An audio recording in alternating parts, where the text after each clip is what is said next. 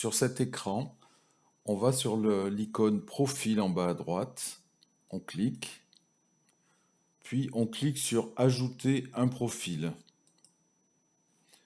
Et ensuite, on nourrit les informations que l'on connaît.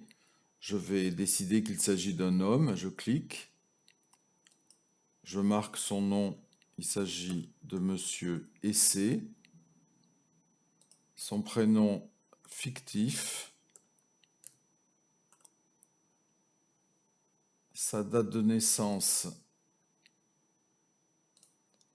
il va être né en 2014, le 6 février 2014. Le profil administratif est créé pour Monsieur Essé fictif. On peut aussi noter un deuxième prénom s'il y a des risques d'homonyme. Puis apparaît la date que l'on a décidée, le 6 février 2014. Étape suivante.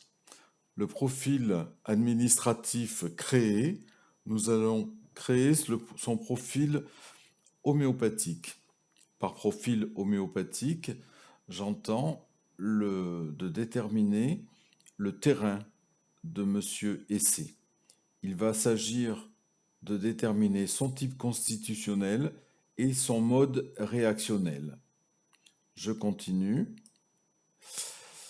Je vais m'intéresser à définir son type constitutionnel. Je vais pour la vidéo cliquer de manière aléatoire sur les premières propositions. Je fais suivant. Donc la tête, le crâne, le visage, le cou,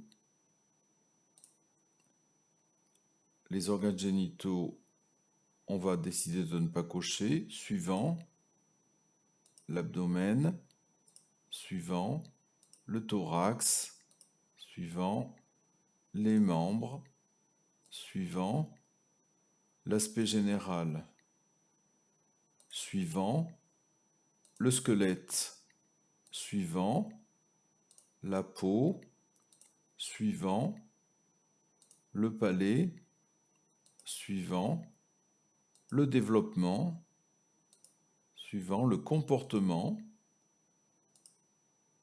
les pathologies, les antécédents. Je sais à présent que le type constitutionnel de Monsieur Essé est muriatico-phosphorique. Il s'agit d'un type constitutionnel phosphorique s'aggravant en muriatique. Je continue pour définir le mode réactionnel. Je clique. Il va falloir que je choisisse entre 3 modes réactionnels différents, le tuberculinisme, l'absor et la psychose. Je continue. Je lis les descriptions et je décide de manière aléatoire qu'il s'agit d'un mode réactionnel tuberculinique. Je continue. Le mode réactionnel de Monsieur Essé est tuberculinique. J'ai donc défini son profil homéopathique. Il s'agit d'un type constitutionnel muriatico-phosphorique et tuberculinique. Cette étape qui a été un petit peu longue est fondamentale car elle va permettre à l'application de déterminer de manière autonome notamment le traitement de terrain et de préparer le choix des médicaments de mode réactionnel dans le groupe des modes réactionnels tuberculiniques.